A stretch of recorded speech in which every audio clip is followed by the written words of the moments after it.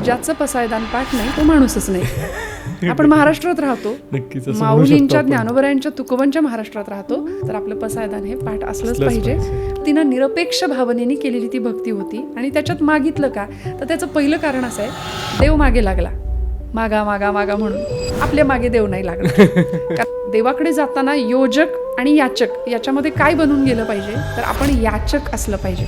धर्म हा शब्द आला की आमची संवेदना हलून जाते, सामाजिक स्वास्थ्य हलवून जातं. इथे हिंदू, मुस्लिम, ख्रिश्चन या धर्माशी काही घेणं देणं नाहीये. नक्कीच. धर्म हा शब्द माऊलींनी कर्तव्य या अर्थाने वापरलाय. ओके. निष्ठा शब्द प्रचंड गुळगुळीत करून टाकला वापरून. निष्ठा राहिलेला नाहीयेत.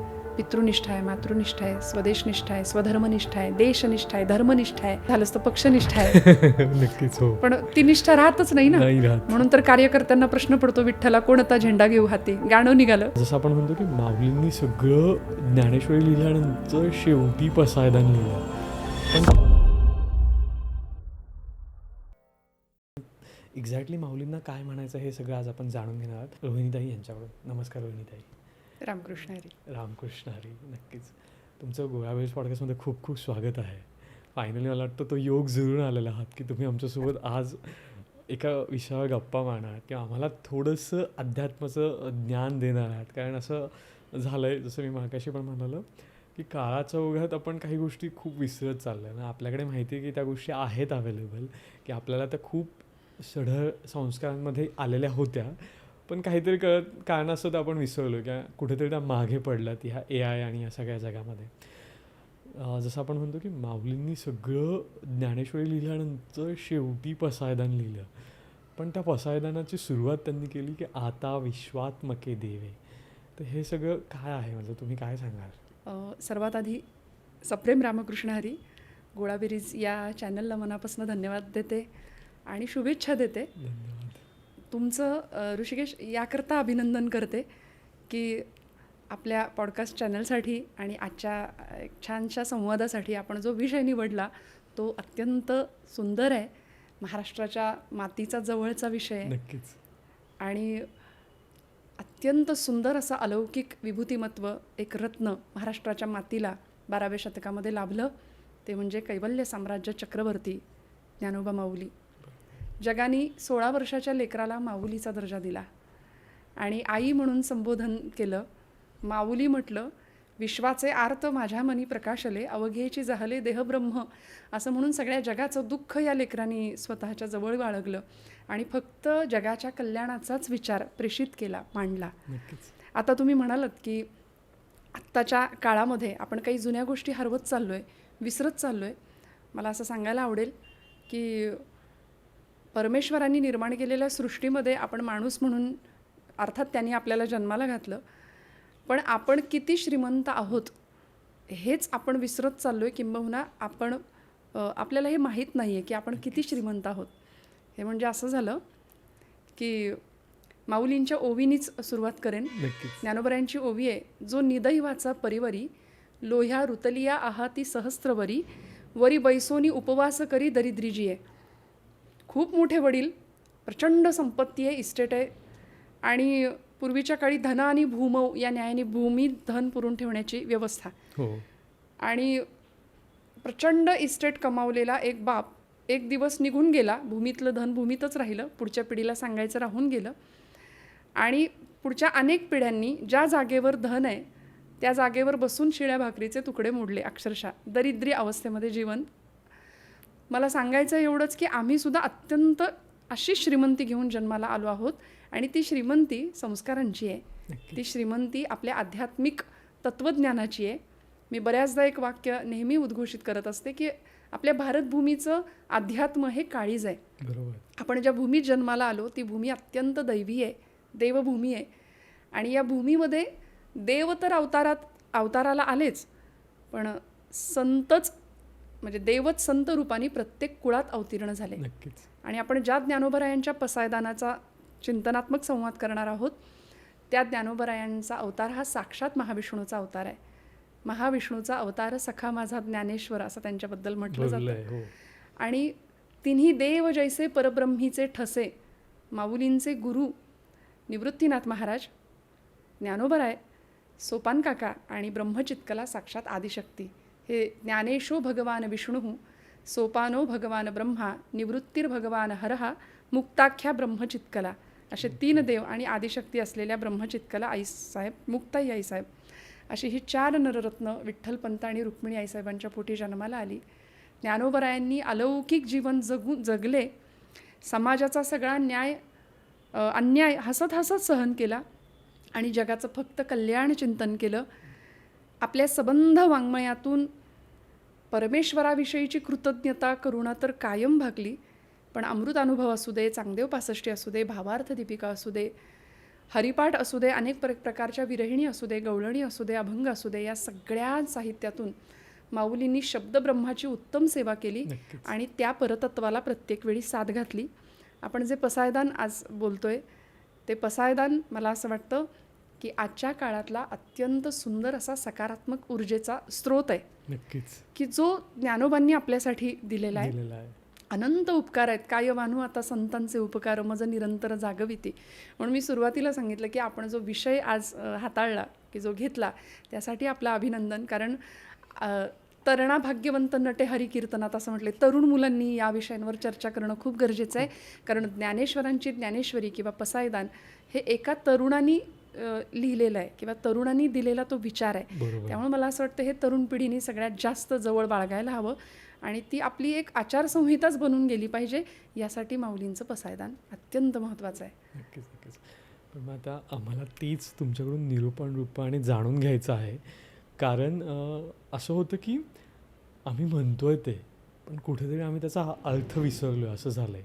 किंवा आम्ही ते बोलतो आहे, आमच्या मुलांना आम्ही ते शिकवतो आहे, आमच्या नवीन मुलांना प्रार्थना म्हणून ते आम्ही सांगतो आहे, पण आम्हाला ते त्यांना समजून सांगता येत नाही किंवा त्यांना ते अंगी बाळगलं गेलं पाहिजे ते नाही सांगता येत. जसं आपण म्हणतो ना, आता विश्वात्मके देवे एनी वाग्यज्ञ तोषावे. पण ह्याचा जर मला अर्थ जाणून घ्यायचा असेल तर मग कसा तुम्ही वाङ्मय रूपाने सांगता? सगळ्यात सुरुवातीला तुम्ही म्हणालात आत्ता की पसायदान सगळ्यांचं पाठ आहे. म्हणजे महाराष्ट्रात असा माणूस नाही आहे की ज्याचं पसायदान पाठ नाही आहे. आणि देगलूरकर महाराज खूप सुंदर सांगतात की ज्याचं पसायदान पाठ नाही तो माणूसच नाही. आपण महाराष्ट्रात राहतो, माऊलींच्या ज्ञानोबरायांच्या तुकोबांच्या महाराष्ट्रात राहतो, तर आपलं पसायदान हे पाठ असलंच पाहिजे. पण नुसतं पाठ असून उपयोग नाही, अर्थाच्या दृष्टीने त्याकडे आपण पाठ फिरवतो, ही बाब नमूद करण्यासारखी आहे. आणि त्यासाठीच काय माऊलींना सांगायचं असेल. आता हे पसायदान कधी जन्माला आलं, माऊलींनी कधी सांगितलं, तर नेवासा क्षेत्र आणि पुण्य पावन सलीला प्रवरा मातेच्या तीरावरती हा वाग्यज्ञ माऊलींनी मांडला. समोर बसलेत श्रोते अनेक. निवृत्तीनाथ आहेत स्वतः गुरुबंधू माऊलींचे मोठे गुरु. आणि निवृत्तीनाथांच्या समोर ज्ञानोबांनी ज्ञानेश्वरी सांगायला घेतली. माऊलींची ज्ञानेश्वरी म्हणजे प्रवरेच्या काठी मांडलेला वाग्यज्ञ. त्याकरता बाबाजी पंत थावरे नावाच्या एका व्यक्तीचं प्रेत माऊलींनी उठवलं. योगसिद्धीच्या बळावर केलेला तो चमत्कार आणि त्यांचा सच्चिदानंद बाबा या रूपामध्ये ज्यावेळी बाबाजी पंतांनी माऊलींना सांगावं की माऊली हे सगळं जीवन तुम्हाला समर्पित आहे, त्यावेळी ऊठ सच्चिदानंदा असं म्हणून माऊलींनी त्यांचं नामकरण करावं आणि त्यांच्यामार्फत शके 1272 टीका केली पै ज्ञानेश्वरे सच्चिदानंद बाबा आदरे लेखकू झाला. माऊलींनी सच्चिदानंद बाबांकडून ती ज्ञानेश्वरी लिहून घेतली. नेवाशाच्या मंदिरात त्यांचे शब्द घुमले, बाबांनी लेखणी घेतली आणि ते शब्द लिहून काढले. सुरुवात झाली ओम नमोजे अध्यापासून, अर्जुन विषाद योगापासून सुरुवात झाली आणि 18 अध्यायांचा हा वाग्यज्ञ मोक्ष संन्यास योगापर्यंत पोहोचला. आणि ज्या पद्धतीने आता ज्ञानेश्वरी हे भगवद्गीतेचं टीकाभाष्य आहे आपण जाणतो, पण माऊलींनी भाव जाणला. मला पसायदानाकडे यायचंच आहे, पण त्याआधी पूर्वपीठिका सांगणं गरजेचं वाटतं. माऊलींनी भाव जाणला आणि म्हणून आपण त्याला भावार्थ दीपिका असं म्हणतो.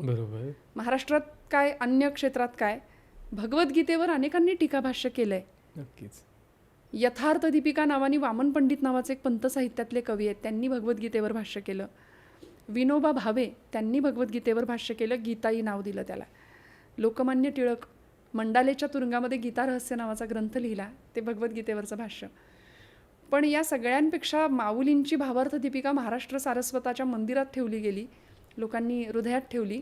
याचं कारण माऊलींनी भाव जाणला, तुमच्या माझ्या हृदयालाच हात घातला आणि जसा अर्जुनाचा मोह नाहीसा झाला नष्टो मोह स्मृतिर्लब्धा त्वत्प्रसादान मयाच्युत स्थितोस्मी गतसंदेह करिष्ये वचनम तव. असं अर्जुन भगवंतांना सांगतो, देवा आता तू म्हणशील तसं. माऊलींनी अगदी सोप्या पद्धतीनं प्राकृतामध्ये हे भगवद्गीतेचं तत्त्वज्ञान आमच्या गळी उतरवलं आणि आताच्या कलियुगामध्ये संभ्रांत अवस्थेत असलेल्या माणसाला अत्यंत सुंदर अशी दिशा जगण्याची या ज्ञानेश्वरीमध्ये ज्ञानोबरायांनी आम्हाला दिली. माऊलींची ज्ञानेश्वरी पूर्ण झाली. 9033 ओव्यांचा हा वाग्यज्ञ गीतेच्या 750 श्लोकांवरती केलेला. शेवटची ओवी ज्ञानोबराई लिहितात, किंबहुना तुमचे केले धर्मकीर्तन हे सिद्धी नेले तेथे माझेची उरले पायिकपण. माऊली स्वतःकडं पायिकपण घेतात, लहानपण घेतात. आम्ही पॉडकास्ट केला, मी मुलाखत दिली, मी कीर्तन केलं, हा भाव आमचा वेगळा असतो. पण माऊलींनी एवढं सगळं करून हा ज्ञानू निवृत्तीने केला असं प्रत्येक वेळी ज्ञानोबराय म्हणतात. निवृत्तीनाथांना श्रेय देतात, गुरुतत्वाला मानतात, धर्मकीर्तन म्हणतात. आणि हे सिद्धी नेले तेथ माझे चिवरले पायिकपण. इथे मी करता नाहीये, माझे गुरु आहेत, माझ्या गुरूंनी माझ्याकडून हे सगळं करून घेतलंय असं ज्यावेळी माऊली बोलतात ना. आणि हे सगळं पूर्ण झाल्यानंतर आता हा शब्द माऊली पहिला उच्चारतात. आता हा शब्द मराठी भाषेत जर आपण विचार केला तर हा शब्द निर्वाणवाचक आहे, निर्वाणीचा आहे. शेजारी मुक्ताई आईसाहेब बसलेत. आपण कल्पना करा ना थोडा वेळ, काय झालं असेल मुक्ताई आईसाहेबांचं. सगळं कार्य पूर्ण झाल्यानंतर नेवासेच्या भूमीमध्ये ज्ञानेश्वरीचा हा वाग्यज्ञ 2.5 वर्ष चालला होता अभ्यासकांच्या मते. माऊलींची ज्ञानेश्वरी किती काळात लिहून पूर्ण झाली तर 2.5 वर्ष. मग या 2.5 वर्षामध्ये माऊली सांगतायत, निवृत्तीनाथ पुढे आहेत, सच्चिदानंद बाबा आहेत, या काळामध्ये त्यांचा आपेगाव, नेवासा, आळंदी, पैठण या क्षेत्रामध्ये संचारही चालू आहे. आणि या 2.5 वर्षाच्या काळामध्ये हा वाग्यज्ञ पूर्ण झाल्यानंतर हा वाणीचा यज्ञ आहे माऊली म्हणतात. आणि आता पांडुरंगाच्या जवळ जायची इच्छा व्यक्त केली आणि भगवंतांना सांगतायत, मी तुझ्याकडे येणारच आहे, पण आता. आता हा शब्द समाप्तीवाचक आहे, निर्वाणीचा आहे. किंबहुना आता एवढं सगळं झालंय, आता यापुढे काय. तेव्हा मुक्ताई आईसाहेबांना कळायचं, ते कळून गेलं होतं की माऊलींना माहेराची ओढ लागली की मी तुझ्याकडे येणार आहे. आणि संतांचं माहेर म्हणजे तुमचं माझं सासर माहेर ही संकल्पना नाही. माझे माहेर पंढरी आहे भिवरेच्या तिरी असं माऊली सांगतात, किंवा संत सांगतात, आपले नामदेवराय सांगतात, एकनाथ महाराज सांगतात. या सगळ्यांची माहेर म्हणजे भगवंताचं धाम, निजधाम ज्याला म्हणतात. त्यावेळी माऊली सांगतात की देवा मी तुझ्याकडे येणार आहे, पण आता हे सगळं पूर्ण झालं आहे. आता मी तुझ्याकडे येण्यापूर्वी माझ्या माणसांसाठी मला तुझ्याकडे काहीतरी मागायचं आहे. मग कुणाला मागितलं तर पहिली ओवी सगळ्यांची पाठ आहे, पण म्हटलं तसं अर्थाकडे पाठ आहे. आता विश्वात्मके देवे. कोण विश्वात्मक देव आहे हा? या विश्वात्मक देवाचं कुठेही आपल्याकडे मंदिर नाही आहे. माऊलींनी पांडुरंगा म्हटलं नाही, भगवंता म्हटलं नाही, कुठल्या देवतेचं नाव घेऊन स्पेसिफिक उच्चार केलेला नाही आहे. आता विश्वात्मक देवा म्हटलंय. तो विश्वात्मक देव नेमका कोण आहे, त्याचं अस्तित्व काय आहे, तर त्याबद्दल जो विश्वामध्ये चराचर सृष्टीमध्ये भरून उरलाय असा तो विश्वात्मक भगवंत, ज्याने ही सृष्टी निर्माण केली असा तो विश्वात्मक भगवंत, आणि जो विश्वामध्ये आहे, विश्वाचा आत्मा बनून उरलाय, तो विश्वात्मक भगवंत आहे. तो भगवंत त्याचं जरी मंदिर नसलं तरी ज्ञानोबरायांनी त्याच्यापर्यंत माऊली पोहोचतात, माऊली त्याला साथ घालतात. आणि आमच्या अनेक संतांनी अनेक स्तोत्रांमध्ये त्याचं वर्णन आहे. विष्णू सहस्त्रनाम स्तोत्र आपण सगळे जाणतो. पितामह भीष्म शरपंजरी पडलेत आणि युधिष्ठिराला सुंदर अशा त्याच्या प्रश्नांची उत्तरं देत आहेत, आणि तेच व्यासांनी विष्णू सहस्त्रनाम म्हणून आपल्यासमोर स्तोत्र लिहिलं. त्या स्तोत्राची पहिली सुरुवात आहे ओम विश्वम विष्णू, म्हणजे विष्णूच विश्व झाला आणि विश्व म्हणजेच विष्णू आहे. हा विश्वात्मक देव कसा आहे, जो सगळ्यामध्ये आहे. विठ्ठल जळी स्थळी भरला, रिता ठाव नाही उरला. चराचर सृष्टीमध्ये त्याची व्याप्ती आहे, सूर्यचंद्राच्या मागे त्याचं तेज आहे. त्याला ना संतांनी खेळिया म्हटलंय. हे सगळं तो खेळवतोय, तो स्वतःच त्यामध्ये खेळतोय. सगळं खेळवणाराही तोच आहे, खेळणाराही तोच आहे, आणि सगळं करून शेवटी संपवून मिटवून शेवटी उरणाराही तोच आहे. म्हणून उत्पत्ती, स्थिती आणि लयाला कारण असलेल्या त्या भगवंताचं स्वरूप सांगताना भागवतकारांनी विश्वात्मक देवाचं वर्णन केलंय. मंगलाचरणाचा श्लोक आहे, सच्चिदानंद रूपाय विश्वोत्पत्त्यादी हेतवे तापत्रय विनाशाय श्रीकृष्णाय वयं नुमः. भागवताचं मंगलाचरण आहे. त्या भगवंताचं स्वरूप, सामर्थ्य आणि त्याचा स्वभाव सांगितला आहे की तो सच्चिद स्वरूप आहे, तो विश्वाच्या उत्पत्ती, स्थितीला आणि लयाला कारण आहे, तो त्रिविध तापांचं हरण करणारा आहे, इतका तो सामर्थ्य संपन्न आहे, तो निर्गुण निराकार असलेलं परतत्व आहे. माऊली त्याला विश्वात्मक भगवंत म्हणतात. अजून एक सोपं सांगायचं झालं तर सुवर्ण आणि अलंकार हे दोन जर घटक आपण घेतले तर सोन्यापासून घडवलेला अलंकार, त्या अलंकारामध्ये जसं सोनं आहे, अलंकारामध्ये सुवर्ण आहे, तसा विश्वनिर्माण करणारा विश्वात्मक भगवंत तो विश्वामध्ये नटलाय अनेक रूपांनी. अनंत रूपे अनंत वेशे देखिला म्या त्यासी, बाप रखुमा देवीवरू खूण बाणली तैसी, योगिया दुर्लभ तोम्या देखिला साजणी. ज्याला माऊलींनी पाहिलंय तो विश्वात्मक भगवंत, त्याला ज्ञानोबराय प्रार्थना करतायत, आता विश्वात्मके देवे येणे वाग्यज्ञ तोषावे. हा वाणीचा यज्ञ मी मांडलाय. आणि काय करशील भगवंता, तोषोनी मज द्यावे. मला तोषोनी म्हणजे देवा आनंदाने दे. दान मी मागतोय, ते दान तू मला आनंदाने दे. अर्थात असं आहे, दान करताना कुरकुर नसते करायची. माऊली म्हणतात, हे बघ देवा, द्यायचं तर आनंदाने दे. इथं ज्ञानोबरायांचं उदात्त मागणं आहे. मागणारा ताकदीचा आहे आणि देणारा पण ताकदीचा आहे. उदात्त मागणं, जगाच्या पाठीवर इतकं सुंदर मागणं नाही कुणी मागितलं माझ्या ज्ञानोबरायांनी इतकं. सगळ्या संतांचं मागणं आहे. माऊलींचा मागोवा पुढच्या अनेक संतांनी घेतला. तुकोबरायांचं मागणं प्रसिद्ध आहे, हेची दान देगा देवा तुझा विसर न व्हावा. नामदेवरायांचं पसायदान प्रसिद्ध आहे, आकल्प आयुष्य व्हावे तया कुळा माझी या सकळा हरीच्या दासा. समर्थ रामदास स्वामी म्हणतात, कल्याण करी रामराया जनहित विवरी. नाथांचं मागणं आहे, देवा माझे मन लागू तुझे चरणी. अनेक प्रकारचं. पण माऊलींचं मागणं हे अलौकिक आहे, कारण विश्वात्मक भगवंताकडं मागितलं आणि याचक स्वरूपामध्ये आहेत माऊली. असं आहे, देवाकडे जाताना योजक आणि याचक याच्यामध्ये काय बनून गेलं पाहिजे, तर आपण याचक असलं पाहिजे. दुर्योधन इथेच फसला. दुर्योधन योजक बनून गेला होता. योजना आणि याचना याच्यामध्ये फरक आहे. अर्जुन याचना घेऊन गेला होता, म्हणून देव म्हणाले मी मलाच तुला देऊन टाकतो, आणि देव आले अर्जुनाकडे. धर्माचा विजय झाला. त्यामुळे तोषोनी मज द्यावे. काय दे देवा, मी तुझ्याकडे मागणं मागतोय. पसाय म्हणजे प्रसाद. तू प्रसाद दे देवा, हे प्रसादाचं दान मी तुला मागतोय, ते तोषोनी मला भगवंता आपण द्या, आता विश्वात्मके देवे. नक्कीच. इतकं ते ऐकत राहावं असं वाटतं तुमचं निरूपण. मला आता पुढचं विचारायचं विसरतोय मी. पण आपण म्हणालात तसं, पण आपल्याला हेच कळत नाही की मागणारा श्रेष्ठ की देणारा. कारण आपल्याकडे तो एक आहे ना, ते झालं आहे की आपल्याला सतत काही ना काहीतरी हवं आहे आणि आपण सतत कोणाला तरी काहीतरी मागत असतो. आपल्याला कळतच नाही ती आपली मागायची स्थिती कशी असली पाहिजे. ते थोडक्यात जर सांगितलं या पसायदानाच्यात आवडेल नक्कीच. संतांचं हे मागणं आहे ना, संतांनी वाङ्मयामध्ये, संत साहित्यामध्ये आपण पाहतो मागणी पण अनेक अभंग आहेत मागणी पर. मग आता जो काहीच मागत नाही तो भक्त आहे ना, जो निरपेक्ष आहे, निष्काम भक्ती करणारा तो भक्त. मग संतांचे मागणी पर अभंग कसे काय, संतांनी मागणं का मागितलं असेल हा प्रश्न साहजिक आहे. आणि आमचं मागणं फार वेगळं आहे. आमची झोळी कायम फाटकी आहे, कितीही द्या सरतही नाही आणि उरतही नाही, पुरतही नाही आम्हाला. मग देवाकडं आमचं मागणं कायम आहे. पण आमची झोळी भरलेली कधी राहील, जेव्हा आम्ही संत विचारांनी जाऊ. संतांचं मागणं असं आहे की देवालाच संतांनी मागितलं आहे.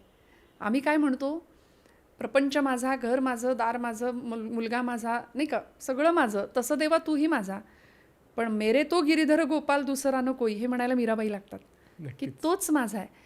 मग या पद्धतीनं निरपेक्ष भावनेने केलेली ती भक्ती होती. आणि त्याच्यात मागितलं का, तर त्याचं पहिलं कारण असं आहे, देव मागे लागला. मागा मागा मागा म्हणून आपल्या मागे देव नाही लागला. कारण आपली मागण्याची पद्धतच वेगळी आहे. आपण मागणं आपलं थांबतही नाही. म्हणूनच म्हटलं जातं ना, स्वतःसाठी मागितली जाते ती भीक आहे, जी आपण कायम देवाकडे मागत राहतो. पण समाजासाठी आणि विश्वाच्या कल्याणासाठी विश्वात्मक भगवंताकडे मागितलेलं ते पसायदान आहे, ते माऊलींचं दान आहे, ते अलौकिक दान आहे. आणि ज्ञानोबराय कैवल्य साम्राज्याच्या शिखरावर आरूढ आहेत. कैवल्य साम्राज्य चक्रवर्ती आपण म्हणतो त्यांना. किती वय होतं, 21व्या वर्षी जर संजीवन समाधी घेतली आहे, त्याआधी केलेलं हे कार्य आहे. एवढ्या अल्पवयामध्ये मागितलंय. देव मागे लागला संतांच्या, काहीतरी मागा माझ्या प्रसन्नतेकरता. आणि अजून एक असं सांगेन की संतांनी का मागितलं, तर आपल्याला कळावं, आपल्यावर जर मागायचीच वेळ आली तर देवाकडे काय मागायचं असतं. तो वस्तुपाठ आपल्या सगळ्यांना मिळावा याकरता हे मागणं आहे. म्हणून आजच्या काळामध्ये पसायदान प्रत्येकाने जगलं पाहिजे, समोर ठेवलं पाहिजे. देवाकडे जर मागायचं झालं तर काय मागायचं? माऊलींचं पसायदान. पसायदान मागायचं नक्कीच. आता दुसरा जी ओवी आहे त्याच्यात की जेखरांची व्यंकटी सांडो तया सत्कर मीरती वाढो भूता परस्परे पडो मैत्र जीवांचे. मला त्यांना मैत्र जीवांचे फार आवडतं. म्हणजे तिथे पण ज्ञानोबारांनी मैत्र जीवांचे बोलले, तिथे दोस्त जीवांचे किंवा दुसरं कुठलंही त्यांना हे झालं असतं. आणि ज्ञानोबाराय म्हणजे फक्त यमक जुळवण्यासाठी हे लिहिलेलं नाही आहे, जसं तुम्ही मगाशी सांगितलं तसं. ते एक मागणं आहे आणि ते खूप म्हणजे उंचीचं आहे किंवा ते खूप असं भावनिक होऊन मागितलं की आता हा शेवट करतोय मी, पण मला ही दान दे, हा प्रसाद दे जो की विश्वाचं कल्याण करणार आहे. मग ह्या दोन किंवा या ओवीचं कसं निरूपण आहे? या संपूर्ण 9 ओव्यांमध्ये, पसायदानाच्या सगळ्या 9 ओव्यांमध्ये आत्ता जी आपण ओवी पाहिली, आता विश्वात्मके देवे, ही उपक्रम किंवा प्रस्तावनेची ओवी आहे. नक्कीच. शेवटची ओवी आहे, येथ म्हणे श्री विश्वेश्वराव हा होईल दान पसाव, येणे बरे ज्ञानदेव सुखी झाला, ही उपसंहाराची ओवी आहे. ओके. मधल्या ज्या 7 ओव्या आहेत ते मागणं आहे. आता त्याच्यामध्ये सुद्धा पहिलं मागणं माऊलींनी जे खळांची व्यंकटी सांडो इथून सुरुवात केली आहे. मागणारे ज्ञानोबाराय आहेत, ज्याला जगाने माऊली म्हटलंय. आणि पहिलंच मागणं मागत असताना हाच तर फरक आहे आपल्यात आणि संतांमध्ये. आपण आपल्यासाठी मागून घेऊ, माऊलींनी जगासाठी मागितलं मान्य, पण मागत असताना साधूंसाठी, सज्जनांसाठी, चांगल्या लोकांसाठी मागता आलं असतं. नक्कीच. पण माऊलींनी आधी खळांचाच विचार मांडलाय, दुष्टांचा विचार मांडला. आणि देवा द्यायचंच असेल तर हे दे जे खळांची व्यंकटी सांडो. ज्ञानोबाराय हे विष्णूचा अवतार आहेत. विष्णूचे भगवंत गोपालकृष्णांच्या अवतारामध्ये भगवंतांनी जे केलं त्यांचं अवताराचं रहस्य काय आहे? परित्राणाय साधूनाम विनाशाय च दुष्कृताम. म्हणजे दुष्टांचा नाश केलाय त्यांनी. आणि इथे ज्ञानोबाराय संत हृदय मोठं का? तर माऊली म्हणतात दुष्ट नष्ट नको व्हायला, खळांची व्यंकटी म्हणजे वाकडे पण निघून जाऊ दे किंवा दुष्टांमधली दुष्ट प्रवृत्ती संपू दे. नक्कीच. आता हा विचार का बरं केला असेल? तर मला असं वाटतं माऊलीचं अंतःकरण हे पुरुष देह जरी असला तरी अंतःकरण आईचं आहे. माधुर्य भावावर आरूढ आहेत ज्ञानोबाराय. आणि आपण त्यांना माऊली आई म्हणतो आपण, जगाची माय आहे. त्यामुळे माऊलीचं अंतःकरण कसं असेल?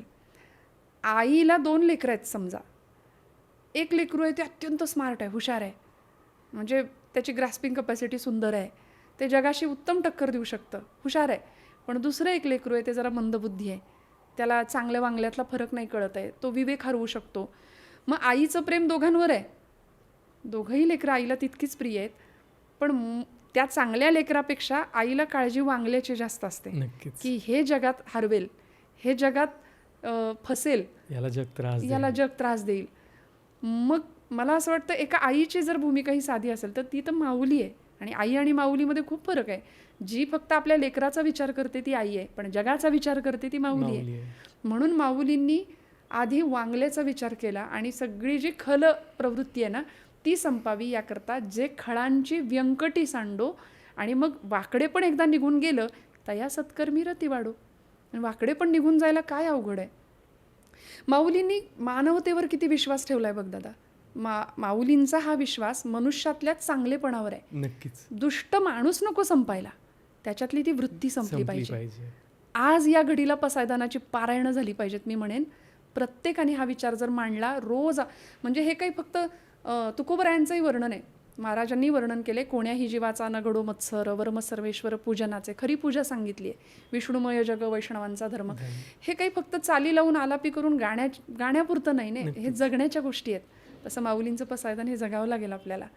जे खळांची व्यंकटी सांडो, माऊलींनी वाईटांचा विचार आधी केला, वाईट प्रवृत्तीचा, ती प्रवृत्ती संपू दे आणि देवत्व तयार होऊ दे. त्या ठिकाणी काय लागतं? नको असलेला भाग निघून गेला पाहिजे ना.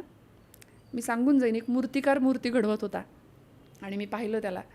तो मूर्ती घडवत असताना त्याच्याजवळच्या छिन्नी हातोड्यांनी त्या दगडाला ठोकत होता, तासत होता, कोरत होता, घासत होता.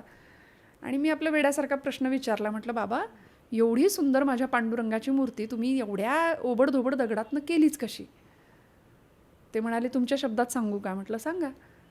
त्यांनी मला जे उत्तर दिलं ना इतकं सुंदर होतं. ते म्हणाले ताई, या दगडामध्ये आधीच पांडुरंग होता, या दगडात आधीच पांडुरंगाची मूर्ती होती, फक्त त्या मूर्तीला नको असलेला भाग मी छिन्नी आणि हातोड्याच्या सहाय्याने काढून टाकला. आतमध्ये देव आपोआप तयार झाला. मला असं वाटलं की खरं आहे, आपल्याही जीवनामध्ये अनेक प्रकारचे दुर्गुण आहेत, अनेक प्रकारचे विकार आहेत. त्या वृत्ती वाईट जर आम्ही संपवल्या, दुर्गुण संपवून टाकले, नको असलेले भाग तासून काढले, स्वतःला घासून घेतलं, दुर्गुणांची वजाबाकी आणि सद्गुणांची खऱ्या अर्थी गोळाबेरीज नक्कीच झाली, तर मला असं वाटतं माऊलींची जी मागण्याची इच्छा आहे किंवा जो भाव आहे ना, तो आम्हालाही कळेल की खरं आहे, वृत्ती संपली पाहिजे. दुष्ट संपले नाही तरी चालतील किंवा दुष्ट नको संपायला, खळांची वृत्ती व्यंकटी संपली आणि पाहिजे. त्याच्यानंतर जर तुमचंच थोडंसं पुढे घेऊन मी जोडेल की माऊली म्हणतात सत्कर मीर ती वाढो, ती वाढत राहिली पाहिजे. हा. वाढलीये, वाढावी किंवा वाढण्याला फुलस्टॉपचं नाही लावलं, ती नाही. वाढो म्हणजे वाढत राहू दे. कंटिन्युअस वाढत राहावं. म्हणजे तो पण एक विचार खूप मोठा आहे खूप मोठं की त्याला असं नाही की फक्त दुष्टबुद्धी संपावी आणि थांब झालंय, नाही. तर त्यात सत्कर मिरतीचे बीज म्हणजे चांगल्या वृत्तीचे बीजही रोवले गेले पाहिजेत आणि ते वृक्षासारखे वाढले पाहिजेत. आणि त्याच्यानंतर माऊली जे म्हणतात की भूता परस्परे पड मैत्र जीवांचे. तर हे भूता आणि मैत्र हम्म. कसं म्हणजे माऊलींनी का भूत आणि मित्रांना असं एकत्र बांधायचं धाडस केलंय? सत्कर्मी रती वाढो. रती म्हणजे आवड. सत्कर्माची आवड वाढू दे, ज्ञानोबरायांचं म्हणणं आहे. कुणाची? तर या खळांची. दुष्ट प्रवृत्ती संपली की त्यांच्याकडचं सत्कर्माची वृत्ती किंवा सत्कर्म करण्याची आवड त्यांची वाढली पाहिजे. माऊलींनी निर्माण झाली पाहिजे किंवा त्यांच्यामध्ये ती वाढ आली पाहिजे असं नाही म्हणाले, वाढो म्हटलंय ना. याचं कारण माऊलींचा खूप विश्वास आहे की माणूस मूळतः चांगलाच असतो, नक्कीच. माणूस वाईट नसतो. त्याची वृत्ती त्याला वाईट कर्म करायला भाग पाडते. म्हणून समाजातली वाईट प्रवृत्ती संपू दे आणि त्याला सत्कर्माकडे त्याची वृत्ती वाढू दे. आज आपण आजूबाजूला पाहिलं किंवा काही दिवसांपूर्वी घडलेली आपल्या पुण्यातली नसरापूरची घटना पाहिली, तर समाजामध्ये पाशवी प्रवृत्ती प्रचंड प्रमाणामध्ये वाढतीये. या वृत्तीचा नायनाट झाला पाहिजे, ही नकारात्मकता संपली पाहिजे आणि माणसातलं देवत्व झालं पाहिजे. मूळतः मनुष्य देवस्वरूप आहे किंवा तो त्याचाच अंश आहे ना. नक्कीच. भगवद्गीतेत भगवंत म्हणतात ममैवांशो जीवलोके जीवभूत सनातनः, की तुम्ही सगळे माझे अंश आहात. मग आपण जर त्याची निर्मिती आहोत, आपण त्याचा अंश आहोत, तर आपण पाशवी प्रवृत्तीकडे जाताच कामा नये. मग सत्कर्माची रती म्हणजे आवड वाढली पाहिजे आणि हे दुष्कृत्य करण्याची प्रेरणा संपून गेली पाहिजे. माऊली म्हणतात देखे मनुष्य जात सकळ स्वभावतः भजनशीळ. माणसं स्वभावतः भजनप्रिय आहेत. आता करत नाही आपण ही गोष्ट वेगळी. आपल्याकडे भोजन जास्त आवडतं भजनापेक्षा. नक्कीच ती आहे. म्हणून आपल्याकडे म्हण आहे भोजनाला 60 आणि भजनाला 8, म्हणजे कमी. भजनाकडे कमी संख्या, येतं लक्षात. भोजनाकडे फार. आपल्याकडे काल्याच्या कीर्तनाला भरपूर गर्दी जमते शेवटच्या दिवशी. भजनाकडची प्रवृत्ती वाढली पाहिजे. आणि माऊली म्हणतात की माणसं आधीच चांगलीच आहेत, मानवतेवर खूप विश्वास आहे. ज्ञानोबरायांचा माणसातल्या माणुसकीवर खूप विश्वास आहे. नक्कीच. त्यामुळे म्हणतात की आता ही एकदा सत्कर्माची रती वाढली की भूता परस्परे पडो मैत्र जीवांचे. पडो म्हणजे निर्माण होवो. कसं? सगळ्या भूतमात्रांमधलं, भूत म्हणजे भूत नाही, ओके. सगळी भूतमात्र म्हणजे जीवसृष्टी संबंध, त्यांना भूतमात्र आपण म्हणतो. सजीवसृष्टी. ज्या जीवसृष्टीमध्ये पक्षी आहेत, प्राणी आहेत, निसर्ग आहे, भगवंतांनी निर्माण केलेली अत्यंत सुंदर अशी सृष्टी आहे, त्या सृष्टीविषयी सुद्धा प्रेम वाढलं पाहिजे. माऊलींचं इथं असं म्हणणं आहे. ओके. म्हणजे पर्यावरण सुद्धा त्यामध्ये त्या अनस्यूत आहे काळात. अपसायदानामध्ये, की इथे 700 वर्षांपूर्वी माऊलींनी हा विचार मांडलाय. हा पॉडकास्टसाठी तुम्ही विषय घेतलाय, तुमचं अभिनंदन तर मी केलं. आणि पुन्हा सांगेन की यंदाचं वर्ष हे 750वी माऊलींची जयंती वर्ष आहे. बरोबर. त्यामुळे माऊलींचा 700-750 वर्षापूर्वी केलेला विचार की भूता परस्परे पडो मैत्र जीवांचे, हे फक्त 2 जीवांच्या बद्दलचं प्रेम नाही आहे, तुझी माझी मैत्री नाही आहे किंवा 2 मनुष्यांमधली मैत्री नाही आहे. हे आत्म्याचा आत्म्याशी संबंध आहे, जीवाचा दुसऱ्या जीवाशी संबंध आहे. आणि सजीव सृष्टीतल्या किंवा भूतमात्रांमधल्या प्रत्येक प्राणीमात्रांवर, निसर्गावर, फुलावर, प्राण्यावर, पानावर तितकंच प्रेम करावं. म्हणजे सजीव सृष्टीतल्या प्रत्येक प्राणीमात्रांवर आम्ही प्रेम करावं, प्रत्येक भूतमात्रांवर. कारण भगवंत म्हणतात जीवनम सर्व भूतेषु, सर्व भूतमात्रांना जीवन देणारा मी आहे. सगळीकडे जर कणाकणामध्ये तोच आहे, तर मग सगळ्यावर प्रेम करावं माऊली म्हणतात. आणि शब्द काय वापरलाय बघा, मैत्र. मैत्री नाही म्हणाले माऊली. अहो, माऊलींचे एक एक शब्द, एकेका शब्दावर आपण प्रेम करावं असे शब्द आहेत. ज्ञानेश्वरी असू दे, पसायदान असू दे, किंबहुना माऊलींचं अनेक प्रकारचं वाङ्मय, एकही शब्द असा नाही आहे की जो लागेल, टोचेल, रुतेल. स्वतःला ज्ञानोबराय ज्ञानेश्वरीमध्ये म्हणून घेतात, येरवी तरी मी मूर्खू, तोही उकारांत आहे. मला असं वाटतं माऊली स्वतःला मूर्खू म्हणतात. हा शेवटचा शब्द आहे माऊलींचा, जो स्वतःसाठीच वापरलेला. आपल्या बाबतीत बोलायचं झालं तर आपला तो स्टार्टर असतो, तिथून आपली सुरुवात होते. मग माऊली साच आणि मवाळ मितुले आणि रसाळ, शब्द जैसे कल्लोळ अमृताचे. काय सुंदर माऊलींची विचारधारा आहे. भावविश्व किती समृद्ध आहे. म्हणजे मला असं वाटतं ज्ञानोबरायांच्या भावविश्वातला एक लक्षांश जरी भाव आपल्याकडे आला ना, तरी आपण माणूस म्हणून जगायला समर्थ असू. माऊली म्हणतात, भूता परस्परे पडो मैत्र जीवांचे. एकमेकांबद्दलचं प्रेम वाढत राहू दे, निर्माण होऊ दे. आणि मैत्र हा शब्द 2 व्यक्तींमधला नाही, 2 जीवांमधला आहे. मैत्र म्हणजे फक्त सुखदुःखापुरता नाही, गरजेपुरता नाही.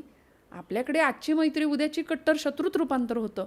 वीतभर जमिनीच्या तुकड्यासाठी भाऊ भावाची कॉलर धरतो किंवा खून करतो. आज समाजाची ही अत्यंत विदारक परिस्थिती आहे, आपण पाहतो. मला असं वाटतं आजच्या काळात माऊलींचं पसायदान का महत्त्वाचं. एक अत्यंत संवेदनशील समाज निर्माण जर करायचा असेल तर माऊलींच्या पसायदानातला हा अत्यंत वरचा बिंदू आहे मैत्र जीवाचे. मैत्र हा शब्द माऊलींनी किती विचारपूर्वक वापरला असेल. त्या मैत्र शब्दामध्ये खूप अर्थ समाविष्ट आहेत. ती मैत्री किंवा ते मैत्र म्हणजे तुझं जे दुःख आहे ते माझं दुःख आहे, तुझं जे सुख आहे ते माझं सुख आहे. समोरच्याच्या डोळ्यात आलेले अश्रू मला पुसता आले पाहिजेत, मग तो कुणी असू दे. कट्टर शत्रू जरी असला तरी त्याचं चांगलंच व्हावं हा विचार मैत्र या संकल्पनेमध्ये माऊली मांडतात. मैत्र जीवांचं, आणि ते जीवांचं मित्र आहे, मैत्र आहे. आणि त्याच्यानंतर माऊली पुन्हा सांगतात की दुरितांचे तिमिरे जाओ. म्हणजे तिथे पुन्हा तुम्ही मगाशी म्हणाल तसं की दुष्टांचं मैत्री आल्यानंतर सुद्धा आहे. मग दुरितांचं तिमिरे जाओ, विश्वसधर्म सूर्य पाहो, जे जे वांचिल ते ते लाहो, प्राणी जात. मग हे प्राणी जात पर्यंत काय आहे. सत्कर्माची रती वाढली, कुणाची? खळांची. दुष्ट प्रवृत्ती संपली, सत्कर्माची आवड वाढली, आणि आता सगळ्यांबद्दल अशा लोकांना प्रेम निर्माण वाटलं, आत्मीयता वाटली, संवेदना जागृत झाल्या, सौहार्दता समाजातली वाढली. सांगा ना, का गुन्हेगारी वाढेल, का अत्याचार घडतील, का अन्याय घडतील? हे सगळं निर्माण व्हावं ही माऊलींची दृष्टी आहे समाजाप्रतीची. म्हणून म्हटलं समाज एक निगेटिव्हिटी संपून जावी, सकारात्मक ऊर्जेचा स्रोत निर्माण व्हावा. दुरितांचे तिमिर जावो, तिमिर म्हणजे अंधार, आणि दुरित म्हणजे पाप, पापाचा अंधार नष्ट होऊ दे. दुरितांचे तिमिर जावो, विश्वस्वधर्म सूर्य पाहो. एकदा अंधार नष्ट झाला की प्रकाश आहे, आणि तो प्रकाश मग बाहेर अंधार असला तरी सुद्धा आतमध्ये प्रकाश निर्माण झाला की बाहेरच्या उजेडा अंधाराशी काही संबंध नसतो. सोहिरोबानाथांचा अभंग आहे, सोहिरा म्हणे ज्ञान ज्योती, तेथे कैची दिवस राती. एकदा का अंतःकरणातली ज्योत प्रगट झाली की मग बाहेर असणाऱ्या दिवस रात्रीचा आपल्यावर काही परिणाम होत नाही. हे मैत्र जर वाढलं किंवा हा पापाचा अंधार नाहीसा झाला तर कुठल्याही प्रकारच्या नकारात्मकतेचा परिणाम आमच्यावर होत नाही. आम्ही चांगलंच जगतो, चांगलंच वागतो. एक दिवा आहे, प्रज्वलित केलेले 2 दिवे आहेत, आणि 2 दिवे प्रज्वलित करून ठेवलेले आहेत समोर. एका दिव्यावर काचेचं आवरण घातलंय, वारा सुटला, काय होईल? दुसरा विझायला लागेल, पण काचेचं आवरणवाला तसाच आवरण ज्याच्यावर आहे तो दिवा कायम प्रज्वलित राहील, दुसरा विझून जाईल. माऊलींची ही जी संकल्पना आहे मैत्र जीवांचं किंवा दुरितांचे तिमिर जावो, हा अंधार किंवा ही नकारात्मकता आमच्याकडे आली नाही पाहिजे. आपल्याला कुणीही कितीही जरी त्रास देण्याचा प्रयत्न केला तरी सुद्धा आपल्याभोवती जर असं आवरण असेल की दुष्टाबद्दल सुद्धा चांगलाच विचार किंवा त्याच्यातली वृत्ती संपूजे किंवा त्याच्यातलं अज्ञानामुळे तो तसा वागतोय, त्यामुळे त्या नकारात्मकतेचा परिणाम आपल्यावर होऊ न देता आपल्या मनातला जो शांततेचा आनंदाचा दीप आहे तो अखंड तेवता राहील. त्याकरता आपल्याभोवती आपल्याला हे असं आवरण ठेवलं पाहिजे कायम, सकारात्मकतेचं, उपासनेचं, ती ऊर्जा. त्यामुळे ती ऊर्जा प्रत्येकाच्या मनात निर्माण होऊ दे. विश्व स्वधर्म सूर्ये पाहो, या विश्वामध्ये स्वधर्माचा सूर्य प्रकाशित झाला पाहिजे. तर सूर्य स्वयंप्रकाशित तारा आहे, नक्कीच, ज्या सूर्याला अंधार माहितीच नाही.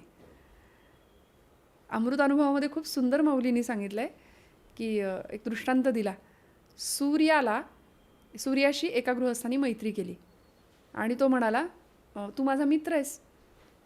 बऱ्याच दिवसांनी भेट झाली दोघांची, आणि त्यांनी त्याला सांगितलं, अरे मी ना असा गावाला गेलो होतो, मोठा रस्ता होता, एक मोठा बोगदा लागला मला, त्या बोगद्यातून माझी गाडी गेली, आणि काय सांगू सूर्या, काय सांगू मित्रा तुला, सगळा अंधार रे.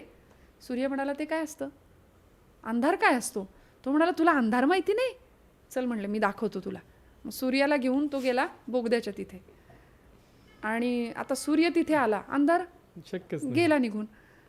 तो मित्र, तो गृहस्थ म्हणाला, अरे तुला अंधार दाखवायला आणलाय मी ना, अंधार कुठे? अंधार गेला. सूर्य म्हणाला, अरे अंधार दाखवायला आणलायस ना, मग कुठं आहे अंधार? अरे तू आलास म्हणून अंधार गेला. अरे असं कसं शक्य आहे? तू आलास त्यामुळे प्रकाश आला, प्रकाश आल्यामुळे अंधार निघून गेला. सूर्य म्हणाला, प्रकाश म्हणजे काय रे?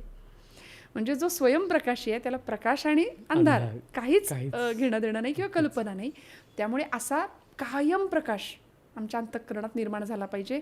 या सबंध विश्वानी स्वधर्माचा सूर्य अनुभवला पाहिजे. आणि स्वधर्म म्हणजे काय? आता इथे पुन्हा एक फार गैरसमज होतो की धर्म हा शब्द आला की आमची संवेदना हलून जाते, सामाजिक स्वास्थ्य हलवून जातं. इथे हिंदू, मुस्लिम, ख्रिश्चन या धर्माची काही घेणं देणं नाही आहे. धर्म हा शब्द माऊलींनी कर्तव्य या अर्थाने वापरलाय. ओके. कर्तव्याचा सूर्य. मग ते कुठलं कर्तव्य? तर कर्म, सत्कर्तव्य. सकाळी उठल्यापासून रात्री झोपेपर्यंत मी जे जे कर्म करतो तो माझा धर्म आहे. आणि मग आपल्याकडे धर्म विधियुक्त आणि निषेधयुक्त सांगितलंय, काय काय करायचं आणि काय काय करायचं नाही. तर मग विधी मार्गाचं पालन करणं हा आपला स्वधर्म आहे.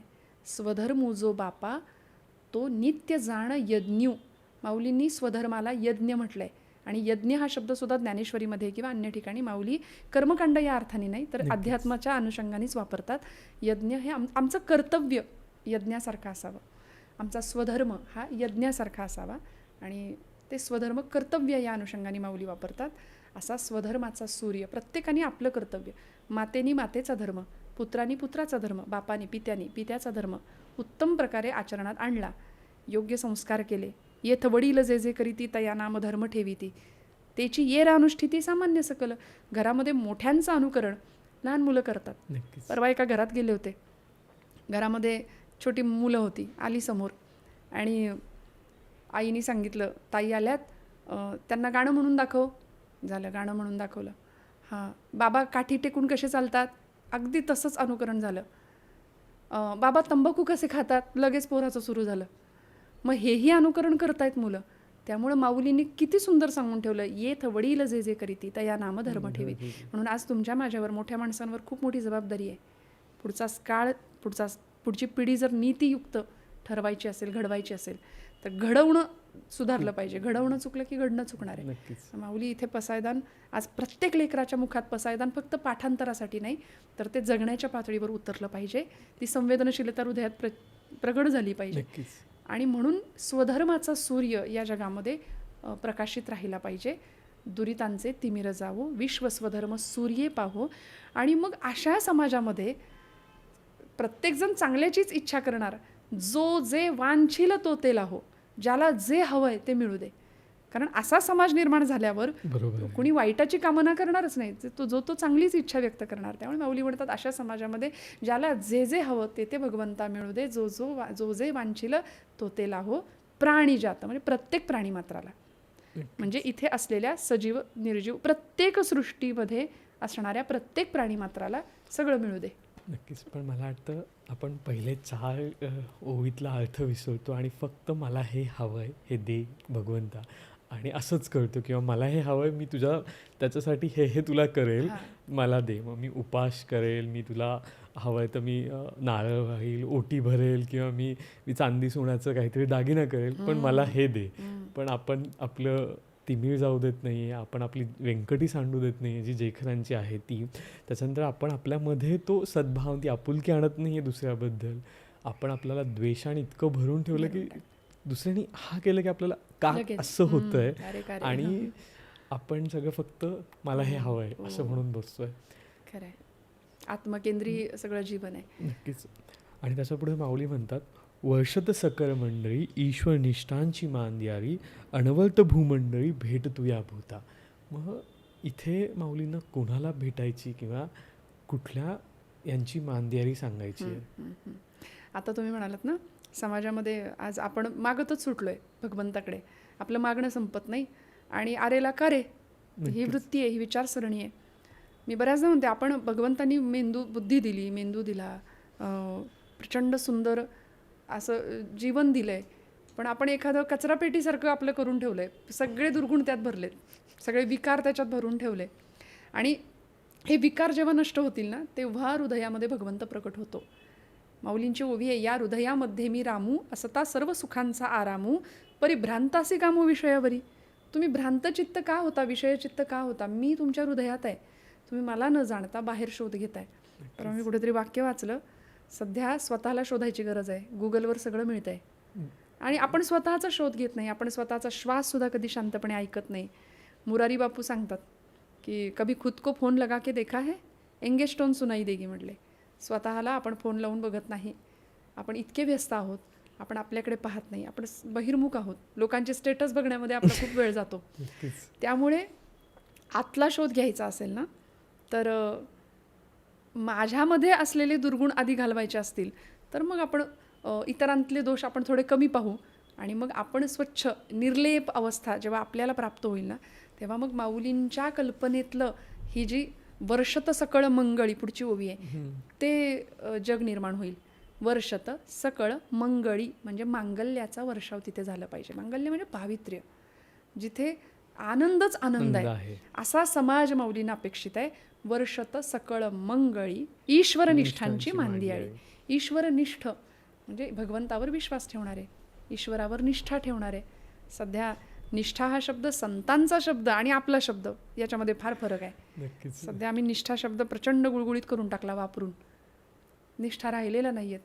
पितृनिष्ठा आहे, मातृनिष्ठा आहे, स्वदेशनिष्ठा आहे, स्वधर्मनिष्ठा आहे, देशनिष्ठा आहे, धर्मनिष्ठा आहे, झालंच तर पक्षनिष्ठा आहे. नक्कीच हो. पण ती निष्ठा राहतच नाही ना. म्हणून तर कार्यकर्त्यांना प्रश्न पडतो, विठ्ठला कोणता झेंडा घेऊ हाती, गाणं निघालं. त्यामुळे निष्ठा नाही, माऊलींनी निष्ठा शब्द वापरला. ईश्वरनिष्ठांची मांदियाळी. आपण सगळे ईश्वरनिष्ठ नाही आहोत आत्ता. भगवंत अविनाशी अव्यय आहे आणि त्याच्यावर निष्ठा म्हणजे काय, विश्वास, समर्पण, समर्पणाची भक्ती.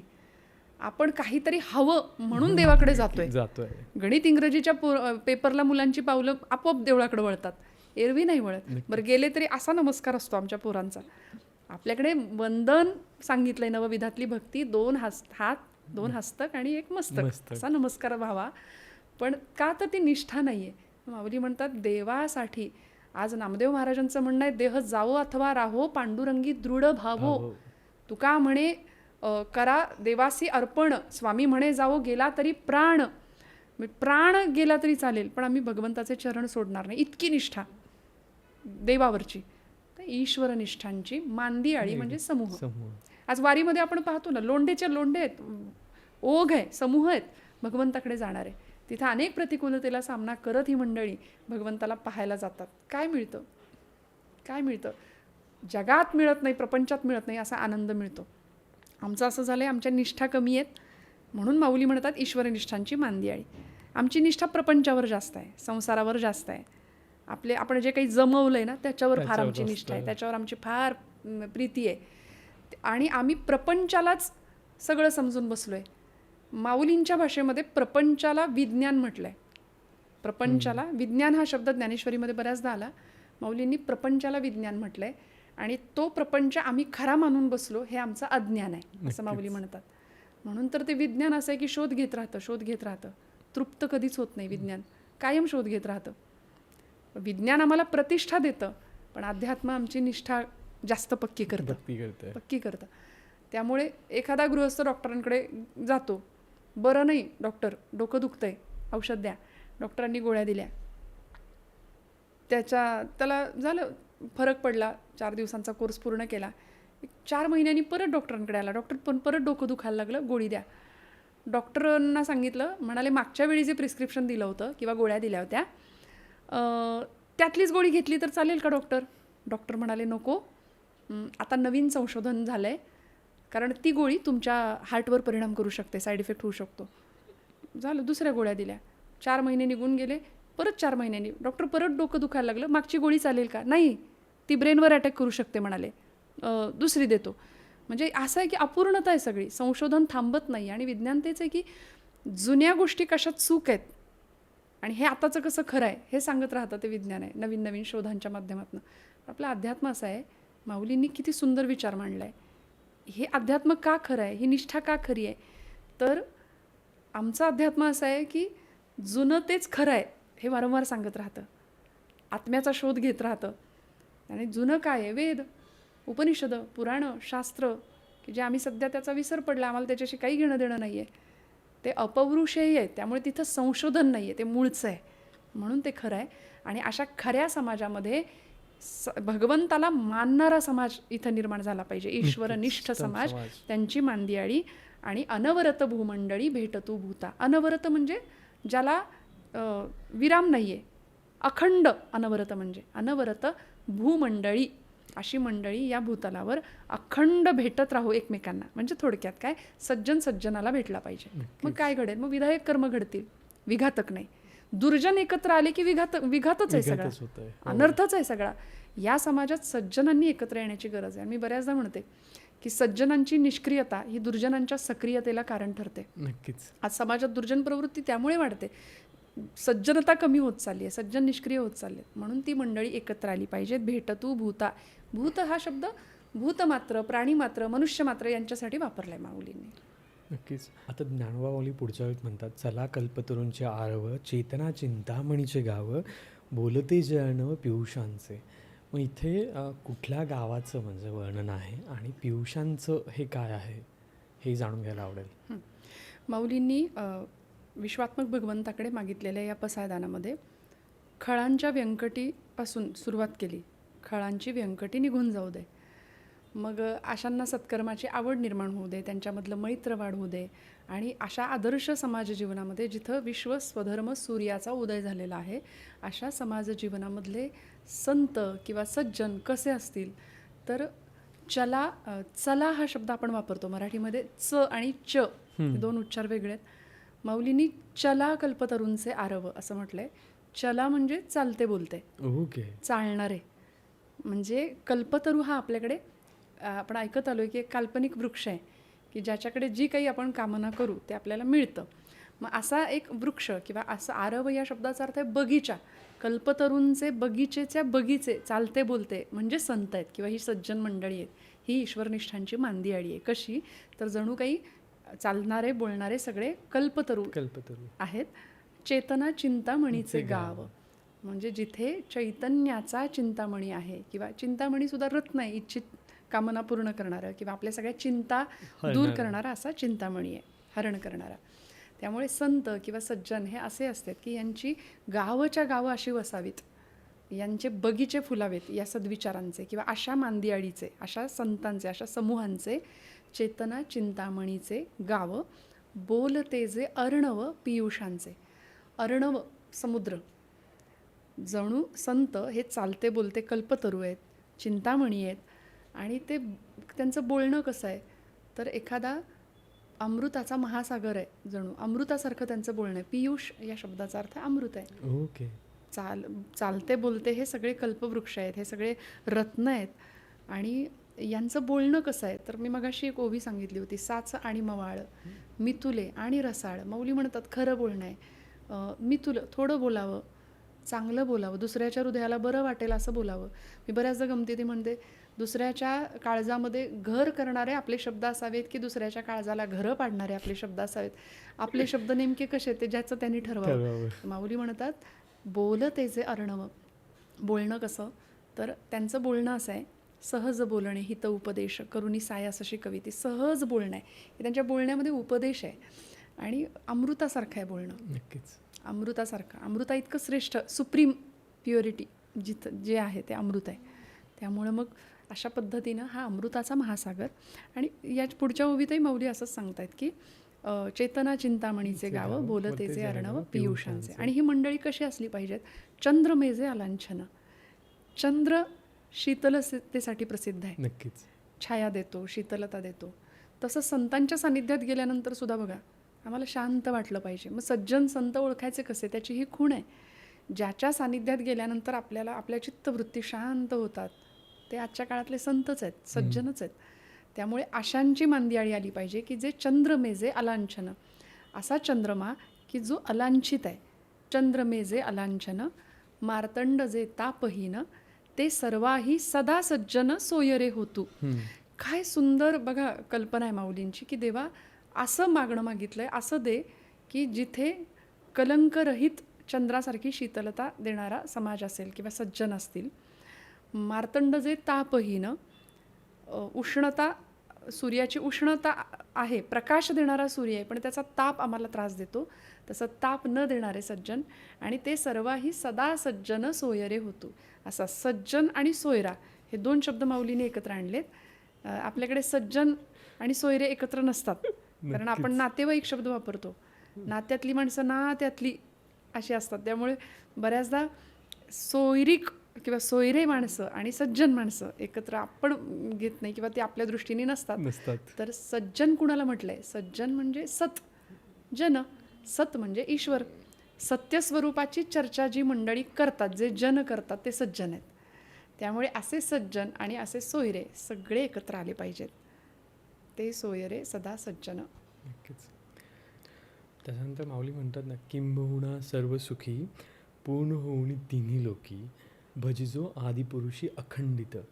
मग इथे माऊलींना काय सांगायचं, किंवा इथे कुठल्या तिन्ही लोकांबद्दल माऊली बोलतात एक तर, आणि दुसरं आदिपुरुषीमध्ये काय बोलायचं माऊलींना? पहिल्या आधीच्या ओव्यांचा संदर्भ घेतच पुढे जावं लागेल आपल्याला. की आता इथपर्यंत मी भगवंता तुझ्याकडे मागणं मागितलंय, अत्यंत नम्र भावानी ज्ञानोबरायांनी मागणं मागितलंय. मी मगाशी एक शब्द वापरला की योजना नाही, याचना घेऊन गेले आणि झोळी पसरली आहे, पण त्या झोळीमध्ये अलौकिक दान मागितलंय. देवा हे सगळं दे, असा सुंदर समाज पुढच्या काळात निर्माण होऊ दे. आणि किंबहुना हे सगळं आहेच, पण किंबहुना सर्व सुखी, सगळ्यांचं सुख मागितलं. दुष्टांचं मागितलं, सुष्टांसाठी मागितलं, जो जे वांछिलं तो ते लाहो मागितलं. आणि किंबहुना हे जरी असलं, आपण म्हणतो किंबहुना सर्व सुखी, सगळ्या सुखाची कामना केली, सगळं सुख मिळावं. पण कुठलं सुख? पारलौकिक सुख मिळावं. कारण आमच्याकडे प्रापंचिक सुख, इहलोकातलं सुख मिळवण्याकरता प्रत्येकजण धडपडतोय. सर्व सुखाची आशा जन्म गेला, असं संतांनी वर्णन केलंय. आयुष्यभर धडपड आहे, धडपडेपर्यंत धडपड आहे नक्कीच आमची. मोठा बंगला बांधलाय, बंगल्याला नाव दिलंय समाधान, आतमध्ये समाधानाचा लवलेश नाही आहे. आणि सुख सुख म्हणजे दुसरं काही नाही हो. प्राप्त परिस्थितीमध्ये समाधानी राहता आलं की आम्ही सुखी झालो. ही सुखाची साधी सरळ व्याख्या आहे. माऊली म्हणतात असं सुख सगळ्यांना मिळू दे, चित्तवृत्तीची शांतता असू दे, दुसऱ्याच्या हृदयातलं दुःख जाणण्याची संवेदनशीलता ज्या हृदयाकडे असू दे, अशी सुखाची अत्यंत सुंदर संकल्पना मांडून किंबहुना सर्व सुखी पूर्ण होऊनी तिन्ही लोकी, तीनही लोकांमधले म्हणजे स्वर्ग, मृत्यूलोक, पाताळलोक, या सगळ्या तीनही लोकांमधले सगळे लोक सुखी होऊ देत, सर्व प्राणी मात्र सुखी होऊ देत. माऊलींची प्रतिज्ञाच आहे. मी इथं का आलोय? त्यांच्या येण्याचं प्रयोजन त्यांनी सांगितलंय. अवघाची संसार सुखाचा करीन, आनंदे भरीन तिन्ही लोक. किंवा माऊलींची प्रतिज्ञा आहे, गीतार्थेसी विश्व भरू, आनंदाचे आवारू मांडू जगा. सगळ्या जगात आनंद निर्माण करायचा आहे. आणि मग या तीनही लोकातल्या सगळ्या प्राणीमात्रांना, सगळ्या लोकांना दृष्ट अदृष्ट होवावेजी. बरोबर ना? की दृष्ट आणि अदृष्ट, जे दिसतंय ते दृष्ट आहे आणि जे दिसत नाही ते अदृष्ट आहे. लौकिक आणि पारलौकिक या संकल्पना आहेत. अहिक्य आणि परत्र, इहलोक आणि पारलौकिक.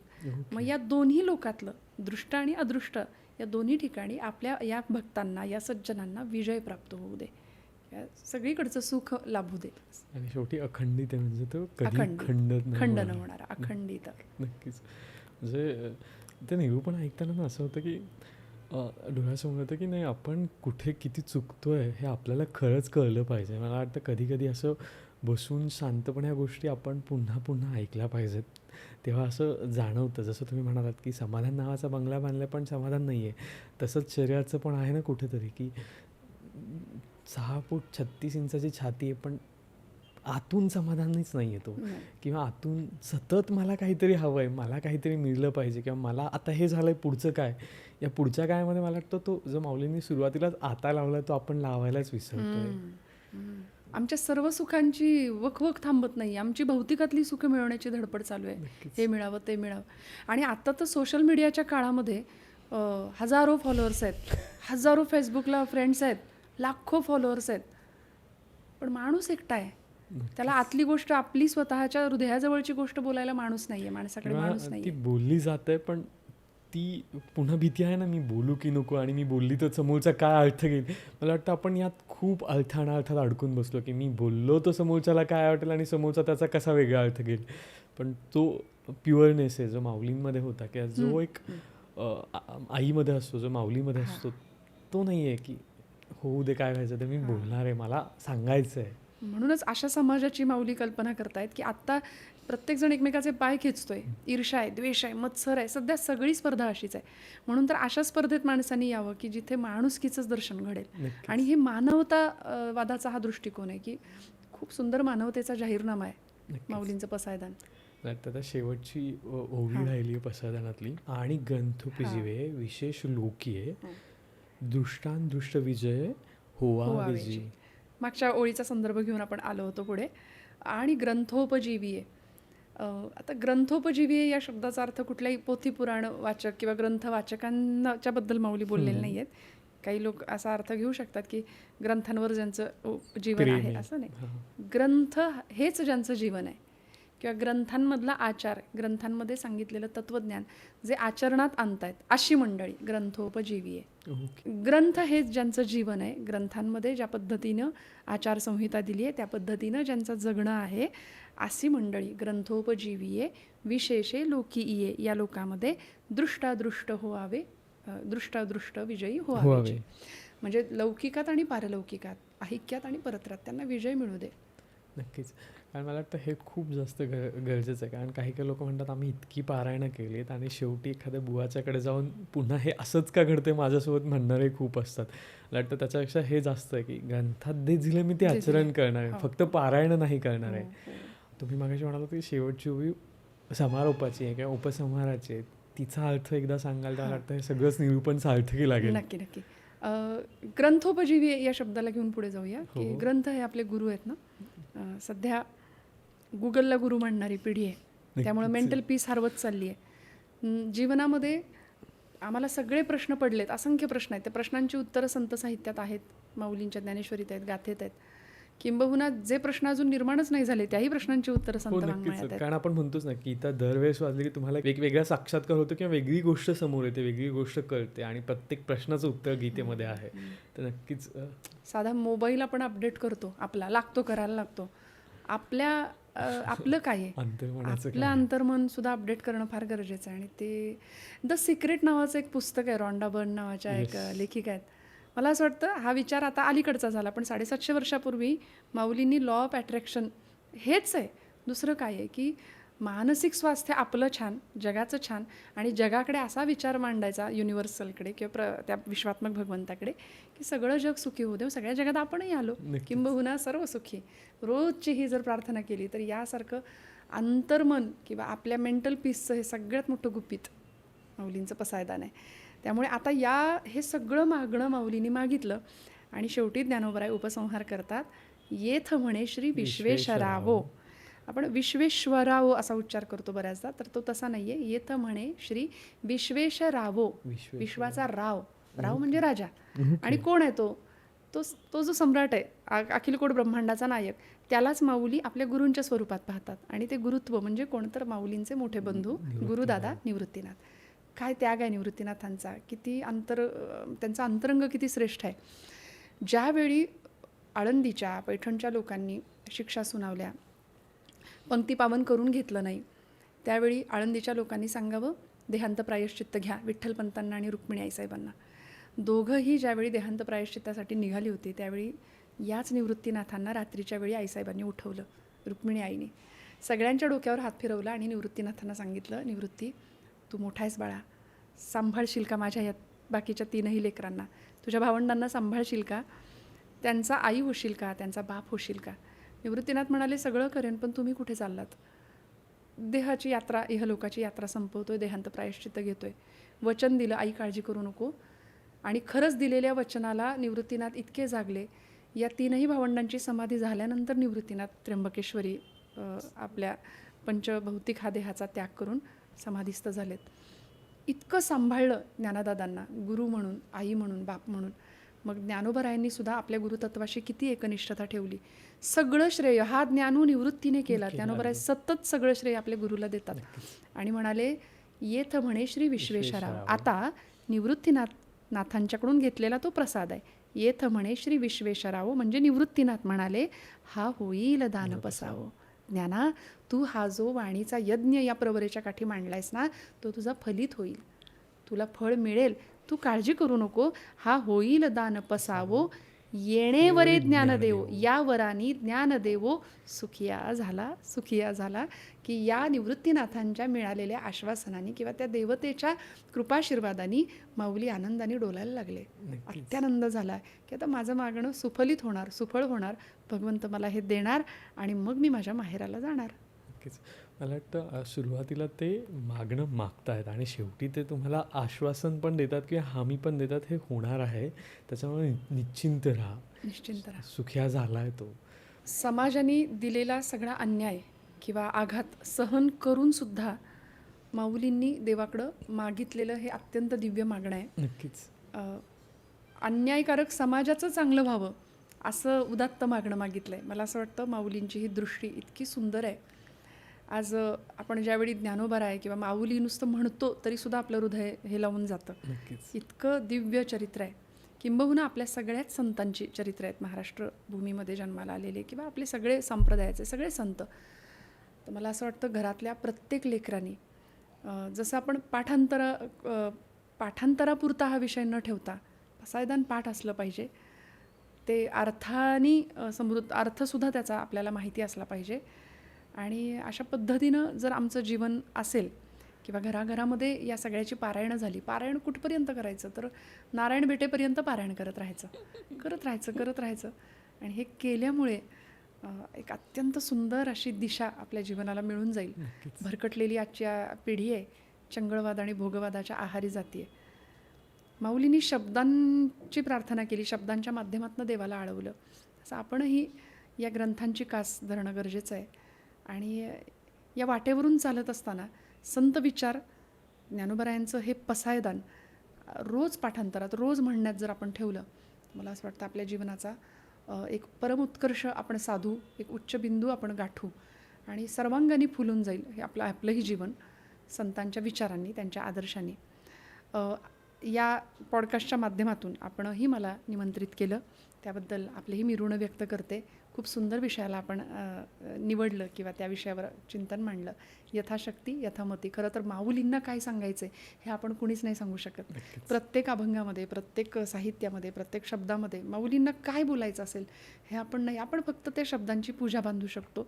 मला असं वाटलं या निमित्ताने पसायदानाची शब्दपूजा मला बांधता आली, ती संधी आपण दिली, म्हणून आपले हे आभार. खरंच ताई, तुमचं खूप खूप मनापासून धन्यवाद. तुम्ही इथे आलात आणि आम्हाला हे निरूपण खूप वेगळ्या पद्धतीने सांगितलं, कारण मला वाटतं ती आज समाजाला गरज आहे किंवा आपल्या सगळ्यांनाच त्याची गरज आहे. कधीतरी शांत बसावं आणि ह्या सगळ्या गोष्टी आठवाव्यात. फक्त लहानपणी कधीतरी मी पसायदान म्हणत होतो किंवा आजी माझ्याकडून पसायदान म्हणून घेत होती, या आठवणींपेक्षा ते आज मी कसं अंमलात आणू शकतो किंवा याचसारख्या बऱ्याच वेगवेगळ्या प्रार्थना आहेत. आणि आम्हाला आशा आहे की त्याही आम्ही तुमच्याकडून लवकरात लवकर ऐकूयात किंवा त्यांचंही निरूपण तुमच्याकडून ऐकूयात. पण खरंच तुमचं खूप खूप धन्यवाद. तुम्ही इथे आलात आणि आम्हाला ह्या सगळ्या गोष्टी शेअर केल्यात. त्याचबरोबर तुम्हाला हा पॉडकास्ट किंवा हा एपिसोड कसा वाटला ते आम्हाला कमेंटमध्ये लिहायला विसरू नका. तुम्हाला याचसोबत अशा कुठल्या प्रार्थना आहेत ज्यांचं निरूपण ऐकायला आवडेल, म्हणजे शुभम करोती म्हणू नकात, मनाचे श्लोक म्हणू नकात किंवा अजून कुठल्या हरिपाठ म्हणू नकात. अजून कुठल्या प्रार्थनांचं निरूपण ऐकायचं किंवा अजून कुठल्या प्रार्थना वेगळ्या अनुषंगाने, धार्मिक अनुषंगाने जाणून घ्यायच्यात, हेही कमेंटमध्ये सांगायला विसरू नका. तोपर्यंत धन्यवाद. रामकृष्ण हरी. रामकृष्ण हरी.